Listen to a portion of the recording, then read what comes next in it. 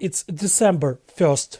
During Second World War, being captured by the enemy was considered a crime in the Soviet army. The families of those who fell into the hands of the Nazis were sent to prison or exile to the cold north of the deserts of Central Asia. After the war, thousands of Soviet soldiers released from captivity went from German camps to Soviet ones to serve prison terms for being captured. In Russia, a similar law also applies today.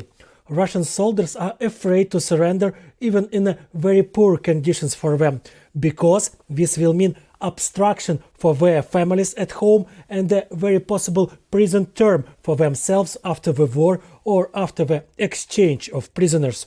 Putin dreamed of reviving Stalin's empire, so he started with the most understandable thing for him, the Gulag. And that's not all he revived from those times. In Stalin's army there were special detachments that never fought with the enemy, but were located in the near rear of Soviet troops, literally behind the Soviets. They were supposed to open fire on those Soviet soldiers who tried to escape or simply retreat. There was even an official order of the Soviet government known as "No Step Back", in which even an attempt to retreat from the enemy was equal to treason and punishable by death. Almost the same is happening with the Russians now. In the Donetsk region, the so-called mid waves continue. Endless attempts by the Russians to break through the fortifications of the Ukrainian army with live force. In these waves, hundreds of Russians are killed daily. They run at fortifications made of concrete and steel, at guns and tanks, having only rifles and sometimes a few grenades with them. It's suicide, but they keep doing it day after day. So they run in groups of 7 to 10 people across open terrain and see how their comrades fall next to them, killed or seriously wounded. Very few try to throw down their weapons and surrender.